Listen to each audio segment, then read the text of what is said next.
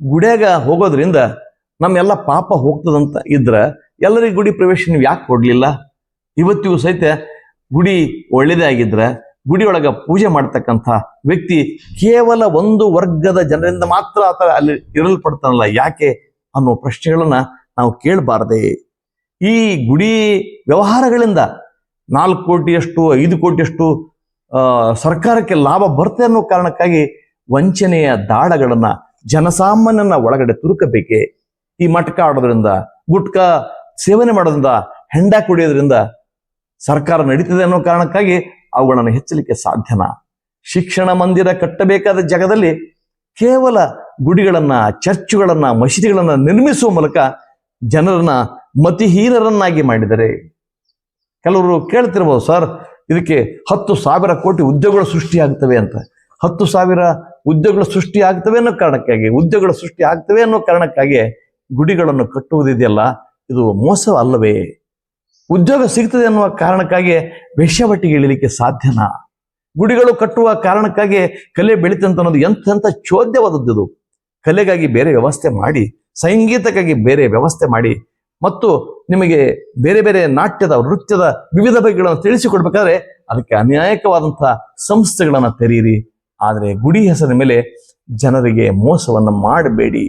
ಇದನ್ನ ಹೇಳ್ತಾ ಹೋದ್ರೆ ಅವರು ಈ ಅವಿವೇಕಿ ವ್ಯಕ್ತಿಯ ಕೆಂಗಣ್ಣಿಗೆ ಗುರಿಯಾಗ್ತಿರೋದು, ಆತನ ತೀಕ್ಷ್ಣವಾದಂಥ, ಆತನ ಅವಿವೇಕದ ನುಡಿಗಳಿಗೆ ತುತ್ತಾಗುವಂಥ ಸಂದರ್ಭ ಇವತ್ತು ಬಂದಿದೆ.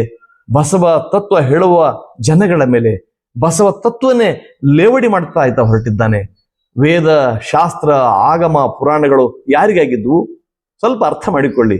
ವೇದ, ಶಾಸ್ತ್ರ, ಆಗಮ, ಪುರಾಣ, ಈ ಜ್ಯೋತಿಷ್ಯ ಇತ್ಯಾದಿಗಳೆಲ್ಲವೂ ಮೇಲ್ವರ್ಗದವರ ಸ್ವತ್ತಾಗಿದ್ದವು. ಜೊತೆಗೆ ಅವು ಯಾವ ಜ್ಞಾನವನ್ನ ಹೆಚ್ಚು ಕಡಿಮೆ ಬೆಳೆಸಿರಲಿಲ್ಲ. ಅವು ಬೆಳೆಸಿದ್ದು ಅಜ್ಞಾನವನ್ನೇ. ಅವರು ಪೋಷಿಸಿದ್ದು ಒಂದು ವರ್ಗವನ್ನೇ. ಒಂದು ವರ್ಗದ ಹಿತಕ್ಕಾಗಿ, ಒಂದು ವರ್ಗದ ಅಭಿವೃದ್ಧಿಗಾಗಿ, ಒಂದು ನಾಡಿನ ಆ ರಾಜನಿಗಾಗಿ ಮಾಡಿದಂತಹ ತಂತ್ರಗಳಿಂದ ಹುಟ್ಟಿದಂತಹ ಈ ಗ್ಯಾಂಬ್ಲಿಂಗ್ ದಾರಿ ಇದೆಯಲ್ಲ, ಈ ಗ್ಯಾಂಬ್ಲಿಂಗ್ ದಾರಿಯನ್ನ ಇವತ್ತಿನ ಯುವ ಜನತೆಯ ಮೇಲೆ ಸಿಂಪಡಿಸುವ ಮೂಲಕ, ಇವತ್ತಿನ ಜನತೆಯ ಒಳಗಡೆ ಅಫಿಮಿನಂತೆ ತುರುಕುವ ಮೂಲಕ ಅವರು ಜಾಗ್ರರಾಗದಂತೆ ನೋಡಿಕೊಳ್ಳುವ ಹುನ್ನಾರಕ್ಕೆ ಈ ವ್ಯಕ್ತಿ ಇಳಿದಿದ್ದಾನೆ. ಈ ವ್ಯಕ್ತಿಯ ಬಗ್ಗೆ ನೀವು ವಿಚಕ್ಷಣ ಮತಿಯಿಂದ ದೃಷ್ಟಿಸಬೇಕಾಗಿದೆ. ಕೇವಲ ಕಂಡದಷ್ಟೇ ಸತ್ಯ ಅಲ್ಲ, ಇದರ ಸತ್ಯದ ಆಶೆಗೂ ಸತ್ಯ ಇದೆ. ಕಣ್ಣೊಳಗೆ ಕಣ್ಣಿದ್ದು ಕಾಣಲರಿಯರಯ್ಯ, ಕಿವಿಯೊಳಗೆ ಕಿವಿಯಿದ್ದು ಕೇಳಲರಿಯರಯ್ಯ, ಗ್ರಾಣದೊಳಗೆ ಗ್ರಾಣವಿದ್ದು ಗ್ರಾಣಿಸಲರಿಯರಂತ ಶರಣರು ಹೇಳಿದ್ದಾರೆ. ಕಂಡದ್ದಷ್ಟೇ ಸತ್ಯ ಅಲ್ಲ, ಕೇಳಿದ್ದಷ್ಟೇ ಸತ್ಯ ಅಲ್ಲ, ಸತ್ಯ ಇದರ ಆಚೆಗೂ ಇದೆ.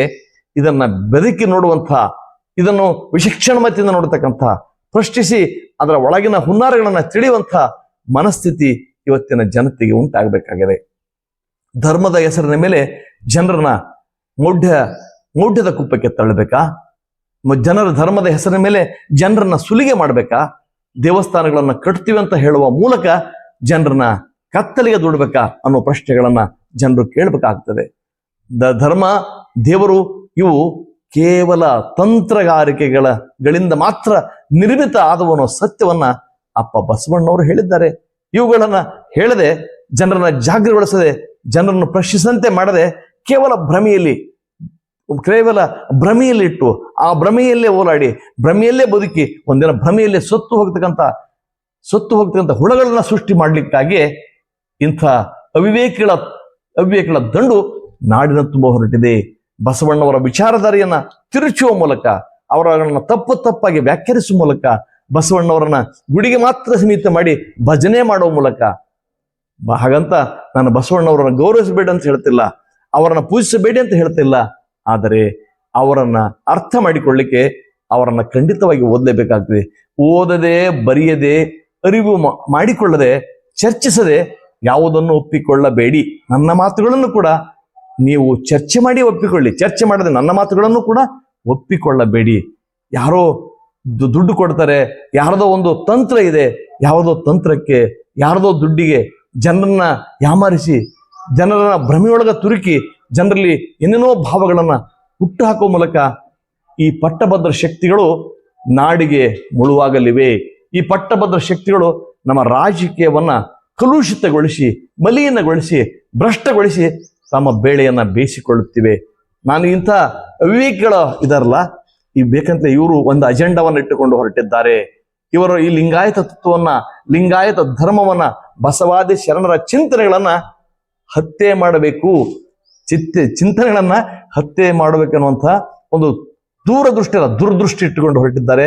ಈ ಬಗ್ಗೆ ಜಾಗ್ರ ಆಗೋದು ತುಂಬಾ ಅಗತ್ಯ ಇದೆ ಅಲ್ರಿ. ಎಂದಾದ್ರೂ ಈ ಸೀಳನಾಯಿ ಸಿಂಹದ ಮರಿ ಆಗ್ಲಿಕ್ಕೆ ಸಾಧ್ಯನಾ? ಕಾವಿ ಹೊತ್ತಾಕ್ಷಣ ಆತಗೆ ಜಂಗಮ ಅಂತ ಕರಿಬೇಕಾ? ಇಲ್ವಲ್ಲ. ಕಾಗೆ ಮರಿ ಕೋಗಿಲೆ ಆಗ್ಲಿಕ್ಕೆ ಸಾಧ್ಯನಾ? ಇದು ಅರಿವಿಲ್ಲ, ಆಚಾರ ಇಲ್ಲ, ಸಮ್ಯಜ್ಞಾನವಂತೂ ಇಲ್ಲವಿಲ್ಲ, ಬುದ್ಧಿಗೇಡಿ, ಬುದ್ಧಿಹೀನ, ಭ್ರಷ್ಟ, ಏನು ಸಾಧನೆ ಮಾಡಿದಿರ್ತಕ್ಕಂಥ ವ್ಯಕ್ತಿಯೊಬ್ಬ ಏನು ಜನರನ್ನ ಕೂಡಿಸಿ ದುಡ್ಡು ಕಲೆ ಹಾಕಿ, ಯಾವುದೋ ಮೂಲಗಳಿಂದ ಬಂದ ದುಡ್ಡನ್ನ ಕಲೆ ಹಾಕಿ ಆ ಮೂಲಕ ಧರ್ಮವನ್ನ ಮೆರೆಸ್ತೀನಿ ಅಂತ ಹೇಳ್ತಿದ್ದಾರಲ್ಲ, ಬಡವನ ಕೊರಳಿಗೆ ಧರ್ಮದ ಉರುಳನ್ನ ಹಾಕಿ ಆ ಮೂಲಕ ತಮ್ಮ ಬೇಳೆಯನ್ನ ಬೇಯಿಸ್ಕೊಂಡು ಹೊರಟಿದ್ದಾರಲ್ಲ. ಹಾಗಂತ ನಾನು ಯಾವ ಪಕ್ಷವನ್ನು ಟೀಕೆ ಮಾಡ್ತಿಲ್ಲ, ಯಾವ ವ್ಯಕ್ತಿಯನ್ನು ಕೂಡ ಟೀಕೆ ಮಾಡ್ತಿಲ್ಲ. ಜನರು ಅರ್ಥ ಮಾಡಿಕೊಳ್ಳಬೇಕಾಗಿದೆ, ಜನರು ಜಾಗ್ರಗೊಳ್ಳಬೇಕಾಗಿದೆ, ಜನರು ಅರಿವಿನ ಸಮೀಪ ಬರಬೇಕಾಗಿದೆ. ಭ್ರಮೆಯ ಬದುಕಲ್ಲವೇ ಅಲ್ಲ. ಅದನ್ನೆಲ್ಲ ಪ್ರಭುಗಳು ಹೇಳಿದು, ಅಜ್ಞಾನವೆಂಬ ತೊಟ್ಟಿಲೊಳಗೆ ಜ್ಞಾನವೆಂಬ ಶಿಶುವ ಮಲಗಿಸಿ ಸಕಲ ವೇದ ಶಾಸ್ತ್ರವೆಂಬ ನೇಣ ಕಟ್ಟಿ ಹಿಡಿದು ತೂಗಿ ಜೋಗಳವ ಆಡುತ್ತಿದ್ದಾಳೆ ಭ್ರಾಂತಿ ಎಂಬ ತಾಯಿ. ನೇಣ ಹರಿದು ತೊಟ್ಟಿಲ ಮುರಿದು ಜೋಗಳವನಿಂದಲ್ಲದೆ ಗುಹೇಶ್ವರನ ಕಾಣಲಾಗದು ಅಂತ ಅಲ್ಲಮ ಪ್ರಭುಗಳು ಹೇಳಿದ್ದಾರೆ. ಅಜ್ಞಾನದ ತೊಟ್ಟಿಲಿದೆ, ಆದ್ರಿಂದ ಮಲಗಿದ ಶಿಶು ಜ್ಞಾನದ್ದಾಗಿದೆ. ಆ ಜ್ಞಾನದ ಶಿಶುವಿಗೆ ಅಮಲು ಕೊಡಲಾಗಿದೆ. ಏನಂದ್ರೆ ಭ್ರಮೆಗಳ ಮೂಲಕ ಅವರ ತಾಯಿ ಆಡ್ತಾ ಇದ್ದಾಳೆ. ಯಾವುದು ನೇಣು ಕಟ್ಟಿದ್ದಾರೆ? ವೇದ ಶಾಸ್ತ್ರ ಆಗಮ ಪುರಾಣಗಳ ನೇಣು ಅಂತ ಅನ್ನೋ ಪದವನ್ನ ನಾನು ಬಳಸ್ತಾ ಇಲ್ಲ, ಅಲ್ಲಮ ಪ್ರಭುಗಳು ಇಲ್ಲಿ ಬಳಸಿದ್ದಾರೆ. ಅಲ್ಲಮ ಪ್ರಭುಗಳು ಹೇಳಿದಂತೆ ಈ ಜ್ಞಾನದ ಶಿಶು ಮತ್ತೆ ಜಾಗೃತ ಸ್ಥಿತಿಗೆ ಬರಬೇಕಾದ್ರೆ ಭ್ರಮೆಯಿಂದ ಅದು ಹೊರಗೆ ಬರಬೇಕಾಗ್ತದೆ. ಅದು ವೇದ ಶಾಸ್ತ್ರ ಆಗಮಗಳ ಈ ಉರುಳು ಇದೆಯಲ್ಲ, ಈ ಹಗ್ಗ ಇದೆಯಲ್ಲ, ಅದನ್ನ ಹರಿಬೇಕಾಗಿದೆ, ಜೋಳ ನಿಲ್ಬೇಕಾಗಿದೆ, ತೊಟ್ಲ ಮುರಿಬೇಕಾಗಿದೆ. ಯಾವ ತೊಟ್ಲ? ಅಜ್ಞಾನದ ತೊಟ್ಲ ಮುರಿತಾಗ ಮಾತ್ರ ಸತ್ಯ ನಮಗೆ ಎದುರುಗೊಳ್ಳಿಕ್ಕೆ ಸಾಧ್ಯ ಆಗ್ತದೆ. ಹೊರತಾಗಿ ಇಲ್ದಿದ್ರೆ ನಾವು ಭ್ರಮೆಯೊಳಗೆ ಹುಟ್ಟಿ ಭ್ರಮೆಯಲ್ಲಿ ಇದ್ದು ಭ್ರಮೆಯಲ್ಲಿ ಒಂದಿನ ಸತ್ತು ಹೋಗ್ತೀವಿ. ಈ ಸ್ಥಿತಿಗೆ ಒಳಗಾಗಬಾರ್ದಂದ್ರೆ ಈ ಕಾಕಪೋಕ ಪುಂಡ್ರದ ನೋಡ್ರಿ, ಕಾಕಪೋಕ ಪುಂಡರು ಹೇಳುವಂತ ಮಾತುಗಳ ಬಗ್ಗೆ ನಾವು ಚರ್ಚಿಸಬೇಕಾಗಿದೆ, ಚಿಂತಿಸಬೇಕಾಗಿದೆ, ಆಲೋಚಿಸಬೇಕಾಗಿದೆ. ಆಲೋಚನೆ ಮಾಡದೆ ಯಾರ ಮಾತನ್ನು ಕೂಡ ಒಪ್ಪಿಕೊಳ್ಳದಂತಹ ವ್ಯಕ್ತಿ ಮಾತ್ರ ನಿಜಕ್ಕೂ ಧರ್ಮಿಷ್ಠನಾಗ್ತಾನೆ. ಆತ ತನ್ನ ಧರ್ಮಕ್ಕೆ ತಳಹದಿ ದಯ್ಯನ್ನಾಗಿ ನೋಡುತ್ತಾನೆ. ಹಿಂಸೆ ಎಂದೂ ಇರೋದಿಲ್ಲ. ಅಲ್ಲ, ಕುಲ್ಲ ಮಾತುಗಳನ್ನ ಮೂಲಕ, ದುಷ್ಟ ಮನಸ್ಥಿತಿಯ ಮೂಲಕ, ದುಷ್ಟ ವಿಚಾರಗಳ ಮೂಲಕ ಜನರನ್ನ ಬಡಿದೆಬ್ಬಿಸಿ ಅವರ ಬೆಂಕಿ ಹೆಚ್ಚಿರ್ತ ನೋಡ್ರಿ. ಅವರು ಇಬ್ಬರು ಸಂಘರ್ಷ ಮಾಡ್ತಿರ್ತಾರಲ್ಲ, ಅಂತ ಟೈಮಲ್ಲಿ ಬೇಳೆ ಬೇಯಿಸಿಕೊಳ್ಳಲು ಹೊರಟಂತ ಈ ಸೀಳ ನಾಯಿಗಳು ಎಂದೂ ಸಿಂಹದ ಮರಿಯಲ್ಲ. ಆ ಕಾರಣಕ್ಕಾಗಿ ನಾವು ಜಾಗೃತಗೊಳ್ಳಬೇಕಾಗಿದೆ. ಇಂಥ ಅವಿವೇಕಿಯನ್ನ ನಾವೆಂದೂ ಪುರಸ್ಕರಿಸಬಾರದು. ಇದು ಕನ್ನಡದ ನಾಡು, ಬಸವಣ್ಣನ ನಾಡು. ಪ್ರಥಮ ಬಸವ ಧರ್ಮವನ್ನ ನಾಡಿಗೆ ಕೊಟ್ಟ, ಲಿಂಗಾಯತ ಧರ್ಮವನ್ನ ನಾಡಿಗೆ ಕೊಟ್ಟಂತ ಬಸವಣ್ಣ ನಮ್ಮ ದೇಶದ, ನಮ್ಮ ರಾಜ್ಯದ ಸಾಂಸ್ಕೃತಿಕ ನಾಯಕ ಎಂಬುದನ್ನ ನಾವು ಯಾರೂ ಮರಿಬಾರದು. ಇಲ್ಲಿ ಇರ್ತಕ್ಕಂಥ ಎಲ್ಲರಿದ್ದಾರೆ, ಅಂಬಿಗರ ಚೌಡಯ್ಯ, ಡೋಹಾರ ಕಕ್ಕಯ್ಯ, ಸಮಗಾರ ಹರಳಯ್ಯ, ಹೊಲಿಯರ ನಾಗಿದೇವ, ಸೂಳೆ ಸಂಕವ್ವೆ ಇತ್ಯಾದಿ, ಮಡಿವಾಳ ಮಾಚಿದೇವ ಇತ್ಯಾದಿ ಮೂಲ ಜಾತಿಗಳಿಂದ ಬಂದಂಥ ಶರಣರು ಕಟ್ಟಿದಂಥ ಧರ್ಮ ಲಿಂಗಾಯತ ಧರ್ಮ, ಅದು ಬಸವ ಧರ್ಮ. ಈ ಧರ್ಮಕ್ಕೆ ಎಲ್ಲರೂ ಬೇಕು, ಹೊರತಾಗಿ ಕೇವಲ ಖಾನೇಶುಮಾರಿ ವ್ಯಕ್ತಿಗಳಲ್ಲ ಅಂತ ಹೇಳ್ತಾ, ಇದುವರೆಗೆ ನನ್ನೊಂದಿಗೆ ಬಂದ ನಿಮ್ಮೆಲ್ಲರಿಗೂ ಗೌರವದ ಪ್ರೀತಿಯ ಶರಣಾರ್ಥಿಗಳು. ನಿಮ್ಮ ವಿಶ್ವಾರಾಧ್ಯ ಸತ್ಯಂಪೇಟೆ.